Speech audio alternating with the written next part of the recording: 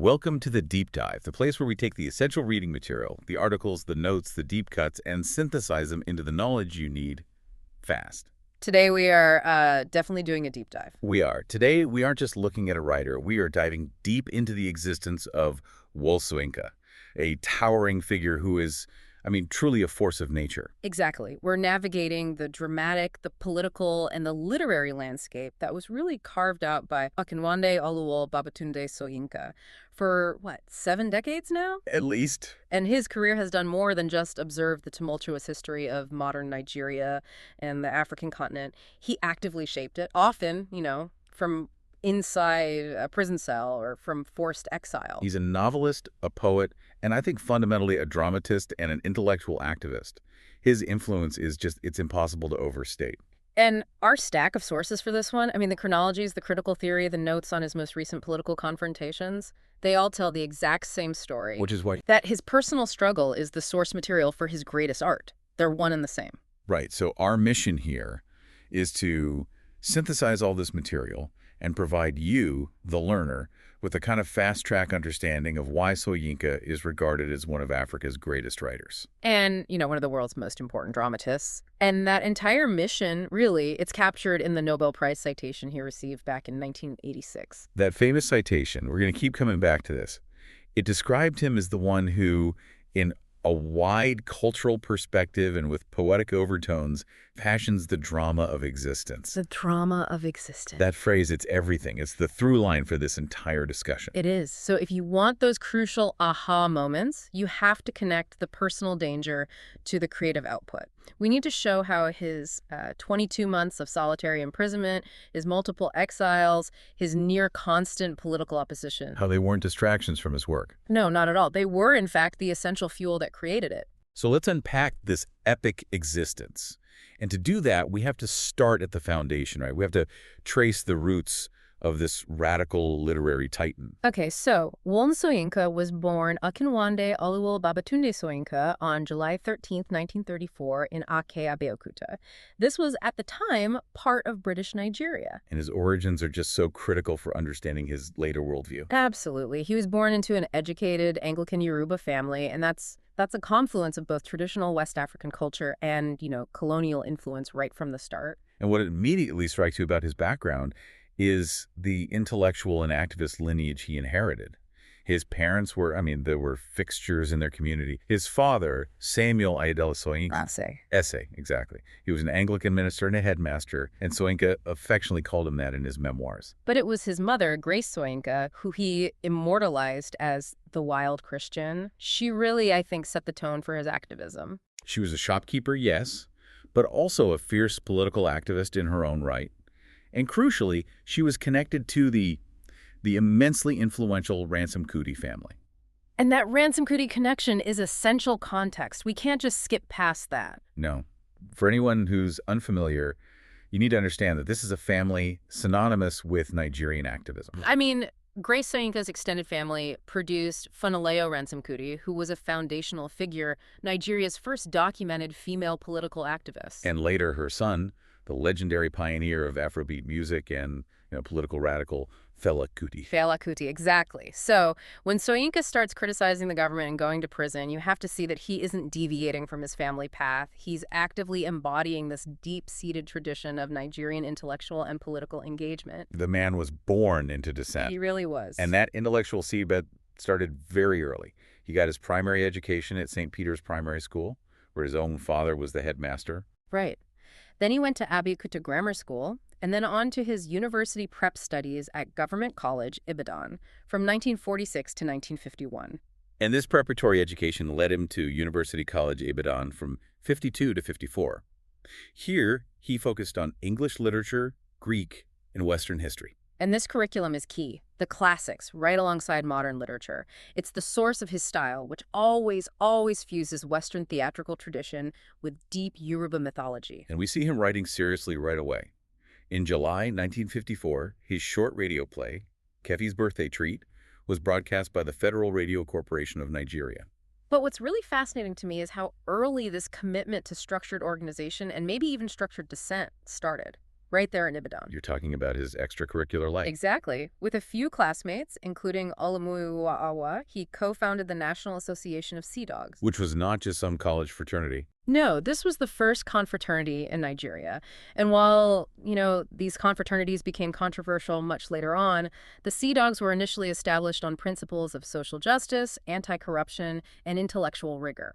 It reflects his early commitment to creating structures outside formal government to enforce a moral code, a tendency that would later define his entire political career. Yes, it shows this immediate drive to organize and to influence culture outside the traditional academic box, a refusal to just be a passive student. But for his literary education, the next step was crossing the Atlantic.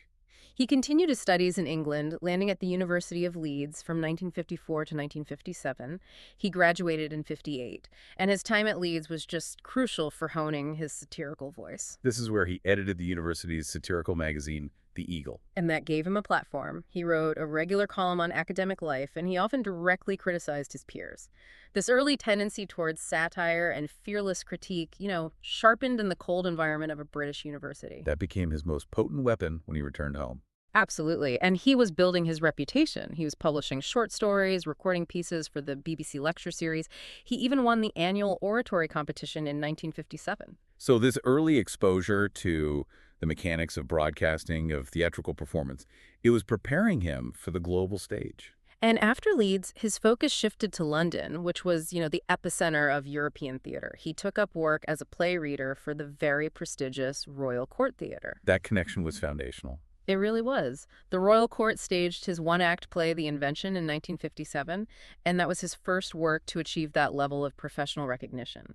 So he's in London, he's absorbing European theater, but his focus remains squarely on Nigeria.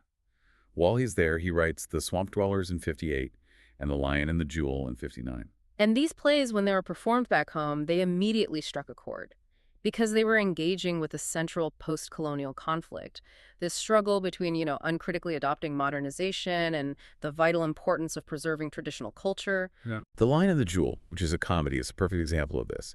It pits the educated, westernized school teacher against the shrewd, traditional village chief. Exactly.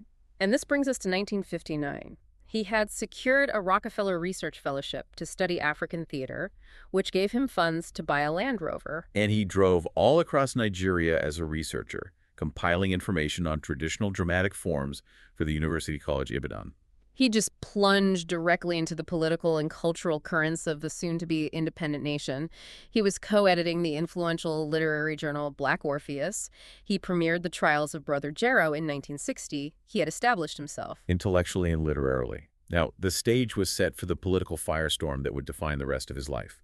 The beginning of the 1960s was such a critical inflection point for Nigeria and for Soyinka personally. Right. Nigeria gains independence in 1960, and his play, A Dance of the Forests, was chosen as the official play for Independence Day.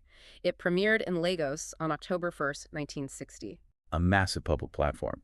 And Soyinka immediately used it, not to celebrate uncritically, but to challenge. Yeah, the play itself is really controversial. It suggested that this newly independent nation was simply doomed to repeat the mistakes of the past.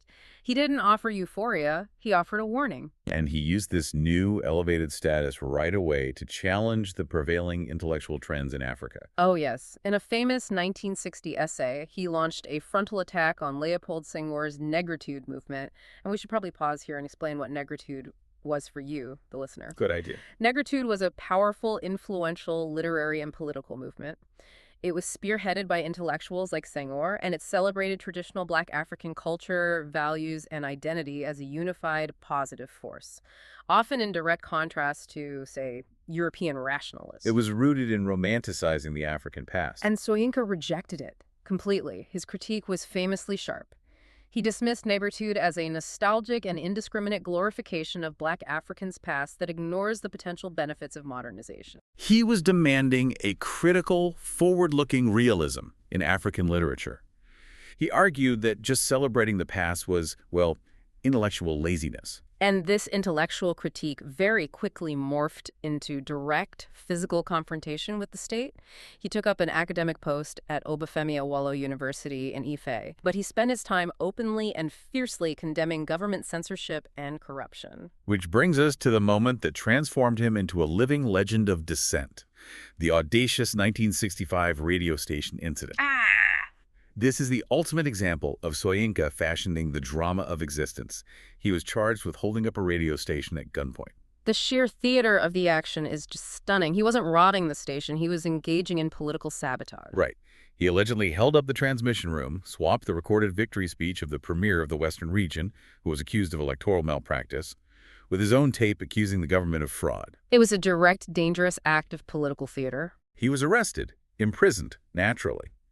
But the swift, massive protests from international writers, we're talking major figures in Europe and the U.S., led to his release within months. It demonstrated that even that early on, his celebrity acted as a shield. And this act of defiance, it didn't interrupt his creative flow, it fed it. In that same year, 1965, his foundational novel, The Interpreters, was published in London. And he was simultaneously producing plays like Kongi's Harvest and the radio play, The Detainee. The Interpreters is critically important. It's considered one of the defining texts of post-colonial African literature. It showcases a group of educated young Nigerians struggling to find meaning and identity in this newly independent, yet morally bankrupt nation. It perfectly fuses his satirical observations with a very complex philosophical depth. But the true test of his commitment, the one that I think broke him and rebuilt him, was the Nigerian Civil War. Yeah. Following the 1966 military coup, Soyinka made this high-stakes secret attempt to prevent the war. He met with Chukwemeka Udumegu, the military governor in southeastern Nigeria. He was trying to find a non-violent negotiated solution. But his intervention failed, and the federal authorities saw him as a threat. They arrested him in August 1967. And the consequence was severe. He was imprisoned for 22 months, spending much of that time in solitary confinement as the Civil War, the Biafran War, just raged on around him. He was literally silenced for attempting to broker peace. And it's essential to understand the psychological environment here.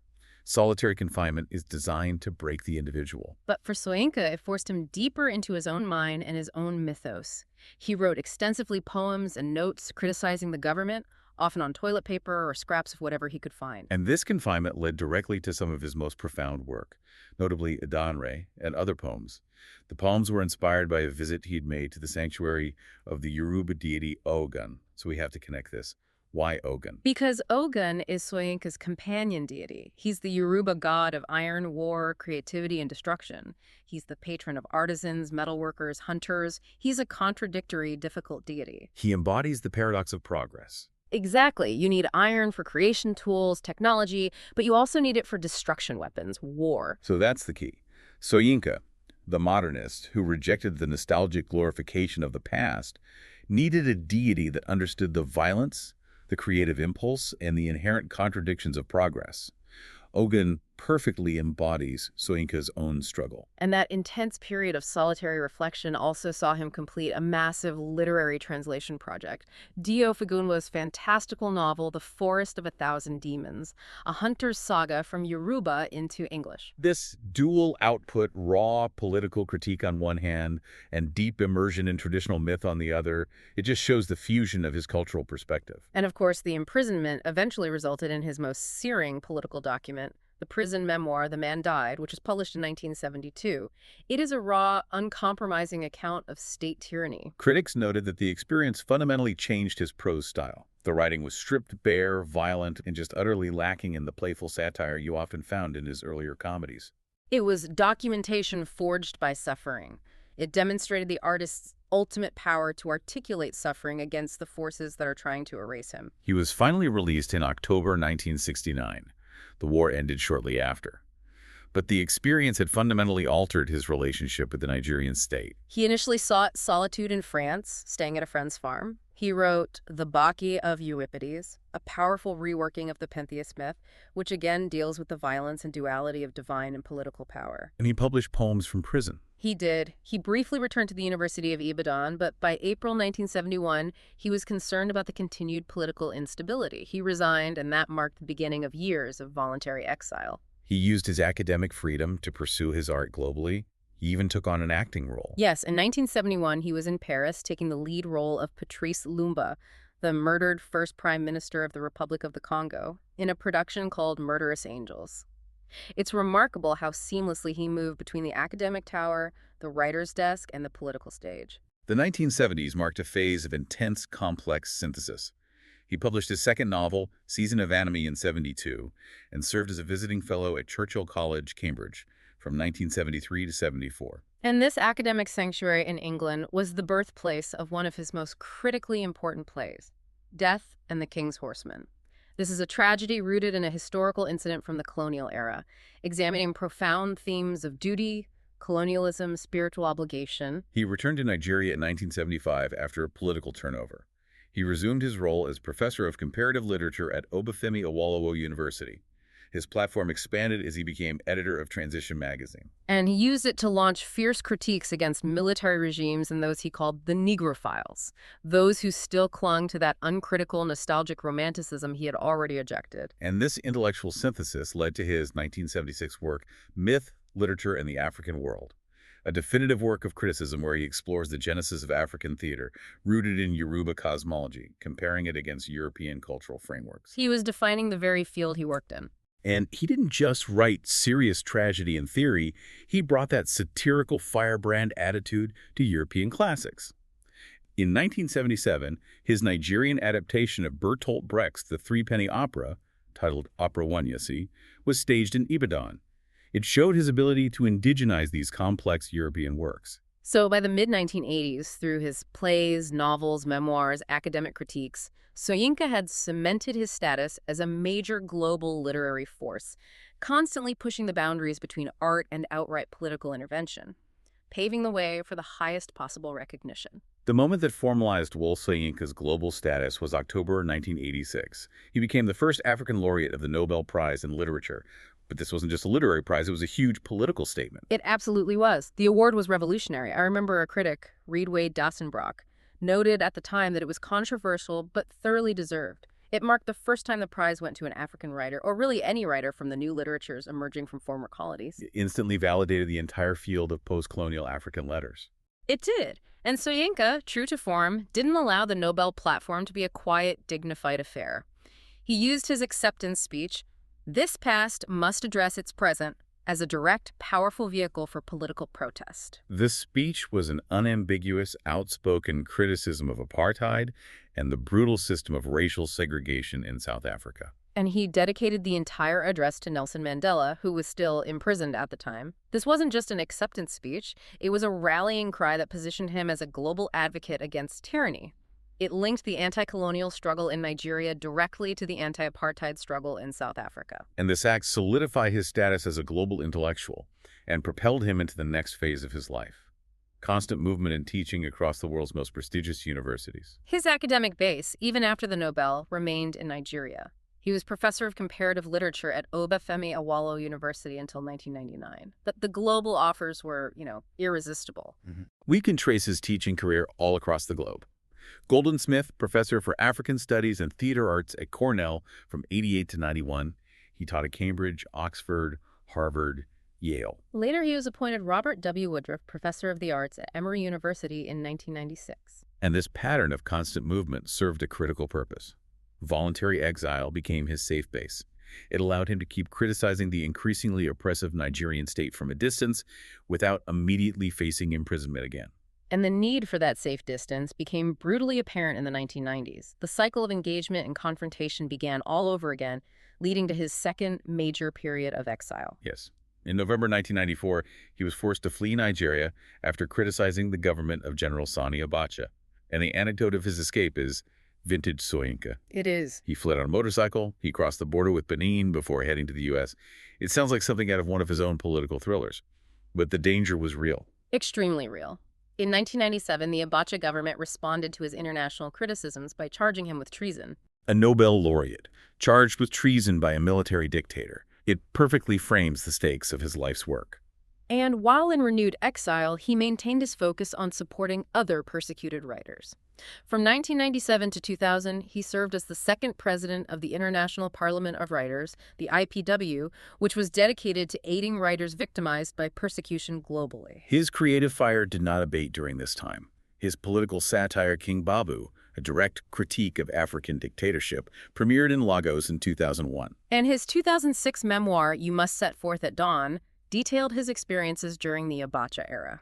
It explained the daring motorcycle escape and the psychological cost of constant opposition. His activism also expanded beyond Nigerian politics, showing his concern for global ideological threats. After an attempted bombing in London in 2010, he voiced deep concerns about religious extremism. He specifically warned that the illogic of allowing all religions to openly preach apocalyptic violence was turning places like England into what he called a cesspit for the breeding of extremism. And he made a clear distinction. He supports freedom of worship, but that freedom ends when it enables the preaching of violence and anarchy. Right. What's remarkable to me is that after decades of critical theory, memoirs, and plays, in 2021, he made this massive return to the novel format after nearly 50 years. This was Chronicles from the Land of the Happiest People on Earth. And this book proves that his political spirit hasn't mellowed one bit. The Financial Times described it as a brutally satirical look at power and corruption in Nigeria, told in the form of a whodunit. The celebrated novelist Ben Okri even called it Soyinka's greatest novel and one of the most shocking chronicles of an African nation in the 21st century. High praise. And even at this stage, his intellectual wandering continues. As recently as 2022, he took up a new teaching post as arts professor of theater at New York University, Abu Dhabi, confirming that the man simply never stops moving, writing, or critiquing. So Soyinka's long, high-profile career means he's accumulated a lot of serious scrutiny. This section is where we synthesize the most complex and contested aspects of his public life, starting with his personal philosophical stance on religion. He addressed this head-on in 2022 during a public presentation of his essays, and his definition is crucial because it helps us understand his relationship to Ogun and Yoruba cosmology. He rejects the label of being conventionally religious. He openly stated, "I have never felt I needed one religion." Instead, he identifies as a mythologist. And to break this down for you, the listener, he explained that he does not worship any deity, but considers them creatively real and therefore my companions in my journey in both the real world and the imaginative world. That's a profound distinction. It means he treats Yoruba deities not as figures requiring obedience or worship, but as dramatic, psychological, and cultural archetypes that help him understand human behavior and construct powerful narratives. It's like a classical scholar using Greek myths. They don't pray to Zeus, but they understand the human truths embedded in the narratives of Zeus and Prometheus. Exactly. And this stance recently placed him right back into a domestic controversy. In 2023, he received criticism after writing an open letter to the Emir of Ilorin regarding the cancellation of the Isis Festival, a traditional Yoruba religious and cultural celebration. So he was essentially standing up for the right of traditional practitioners against forces trying to suppress cultural expression. It demonstrates that his comments on cultural and religious freedoms still carry immense weight and immediately ignite public debate in Nigeria. Okay, now we have to turn to the most complex and delicate controversy of his later career, the allegation of CIA funding. Right, this came from the academic Caroline Davis in her 2020 book, African Literature and the CIA. We need to tread carefully here, sticking strictly to what the sources allege and how they interpret the evidence. Let's unpack the nuance. Davis's research focused on archival evidence, suggesting that the CIA covertly funded African authors and cultural projects during the Cold War. They used front organizations to combat Soviet cultural influence. And the book claimed that Soyinka received funding from CIA front organizations like the Farfield Foundation and the Transcription Center. These funds allegedly supported his publishing activities and the global production of some of his early plays in the 1960s. Furthermore, the allegation extended to claims that even after the CIA's covert role in some of these cultural initiatives became public in the 60s, Soyinka maintained unusually close ties to the U.S. government, even to the point of frequently meeting with U.S. intelligence in the late 1970s. Soyinka's reaction was explosive. To say the least. He publicly denied being a CIA agent and fiercely attacked the authors, threatening to pursue them to the end of the earth and to the pit of hell until he received a retraction. For him, being associated with a state intelligence agency he spent his life criticizing was just a deep personal insult. This is where the nuanced interpretation comes in, based on Adekai Adebayo's critique. Adebayo argued that Soyinka's denials were slightly misdirected Why? because Davis doesn't actually accuse him of being a direct agent who is spying for the U.S. I see. Adebayo noted that Soyinka's long history of activism, where he frequently condemned U.S.-supported Cold War clients and their anti-democratic policies, made it highly improbable that he was some kind of pro-American operative. However, Adebayo also stressed that Soyinka has yet to provide a detailed, evidence-based manner to rebut the specific claims regarding the receipt of funds from these front organizations. Which leaves the controversy in a complex gray area. It speaks less about Soyinka's political allegiance and more about the pervasive nature of Cold War cultural politics, where even anti-authoritarian artists in emerging nations might have unknowingly or, knowingly, in the absence of other funds received money filtered through intelligence operations designed to sway global opinion. It's a classic example of the difficulty of applying a simple black and white moral judgment to a highly complex, resource-strapped era in post-colonial history. Exactly. And finally, speaking of political consequences on the international stage, we have a very recent political fallout related to his commentary on U.S. politics. As recently as October 2025, the U.S. revoked his visa. This was a direct political consequence of comments he had made characterizing a major U.S. political figure during a period of intense polarization. Soyinka stated the U.S. revoked his visa after he characterized Donald Trump as Idi Amin in whiteface. That is a brutal comparison, linking a modern U.S. politician to one of Africa's most notoriously brutal dictators. It is, and whether or not you agree with the characterization, the event highlights that his commitment to blunt, theatrical, and often insulting political satire still carries tangible international repercussions, even this late in his life. He truly remains the dissident without borders. When we look at Wole Soyinka's comprehensive legacy, it's really defined by his impact on the stage, both the physical stage and the political one, and the institutional recognition that has solidified him as a foundational figure in global arts. His stage works are the bedrock of his literary legacy. Yeah. He has over 25 plays, but several really stand out, especially Death and the King's Horseman from 1975, which explores the conflict between Yoruba tradition and British colonial intervention. And that work saw a major international revival in 2022. It was adapted into a feature film, co-produced by Netflix and Ebony Life TV, titled Lesson Oba, The King's Horseman. And this adaptation wasn't just important because it was on Netflix. It was the first Yoruba-language film ever to premiere at the prestigious Toronto International Film Festival. That just demonstrates the global relevance and timelessness of his thematic concerns. And we shouldn't overlook his genius for adaptation. His 1977 opera Wanyetsi, his Nigerianized version of Brecht's The Threepenny Opera, shows his ability to successfully indigenize and repurpose European theatrical traditions to critique contemporary Nigerian politics. Beyond his own creative output, he's invested heavily in Nigeria's cultural infrastructure. He serves as a consultant for the Lagos Black Heritage Festival, which reflects the widespread belief that he is the most capable person to articulate the festival's cultural objectives to the world. His honors reflect both his status as a national icon and a tribal aristocrat. He holds the high Nigerian honor of Commander of the Order of the Federal Republic, or CFR. He has the right to use the Yoruba title Oloye. And in 2005, he received the chieftaincy title Akinlatan of Egbaland. His global recognition is equally vast. He received the International Humanist Award in 2014, reflecting his staunch anti-religious, human-centric worldview. He was appointed a patron of Humanists UK in 2020. Even Cuba recognized him. President Miguel Diaz-Canel honored Soyinka with the Haiti Santa Maria Medal in August 2024, acknowledging his anti-imperialist stance. But the most resonant recent honor truly underscores his institutional status in Nigeria. It marks a kind of reconciliation between the lifelong dissident and the state he constantly fought. Yes.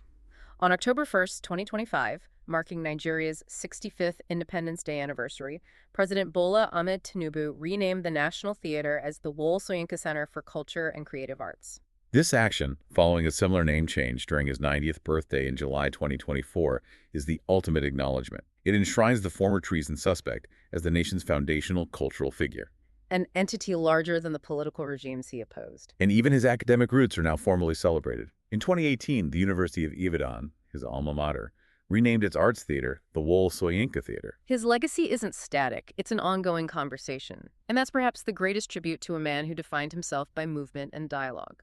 The Wole Soyinka Annual Lecture Series, founded in 1994, is dedicated to honoring him. And the organizers. They're the National Association of Sea Dogs, the confraternity he co-founded back at University College, Ibadan.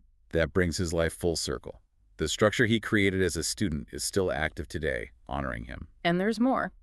There is a writer's enclave built in his honor in Adepo village, Ibadan, which hosts creative writing residencies, ensuring his influence shapes future generations of Nigerian writers. And finally, the sheer weight of global literary respect he commands is demonstrated by the 2014 collection Crucible of the Ages, essays in honor of Wole Soyinka at 80. Which featured contributions from literary giants including Toni Morrison, Nadine Gordimer, and Henry Louis Gates Jr. His work transcends national borders. It defines the parameters of global post-colonial literature. Hashtag tag outro. So we've traced the span of his life, from the activist lineage of the ransom cooties and the early satire at Leeds, to co-founding a confraternity, winning the Nobel, enduring 2 major periods of exile, and constantly shaping the political conscience of a nation. The central idea that connects all of these threads is the inseparability of his art and his political struggle.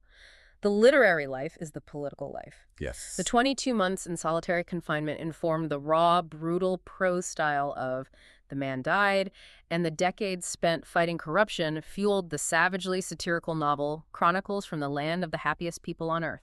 He used the language of myth, satire, and drama to perpetually hold power accountable, whether that power was a military dictator in Abuja or a political figure in Washington, D.C. That commitment to theatrical dissent is his unique contribution to global culture. So if you're looking for the key takeaway, it's that the drama of existence for Soyinka is the necessity of dissent, regardless of the cost. He uses his identity as a mythologist, treating the world as a stage of competing archetypes, to comment on the raw reality of human corruption. His statement in 2020, where he called it one of the most pessimistic years in Nigerian history, shows the emotional toll of this long struggle. And you have to couple that deep, long-standing emotional commitment with the recent political consequence of having his U.S. visa revoked in 2025 for political satire. It raises a powerful, final, provocative thought for you to consider. What is the ultimate continuing cost of dissent for a world-renowned artist who has already achieved the highest honors? If even the Nobel Prize cannot shield him from international political repercussions for offering a blunt opinion, how does the drama of existence continue to play out for the activist writer in an increasingly polarized world? We encourage you to pick up one of his memoirs to start, the deeply moving childhood account, Ake, The Years of Childhood, or maybe his novel, The Interpreters, to truly grasp the scope of his literary power. Thank you for joining the Deep Dive. Dive deeper, think critically. We'll see you next time.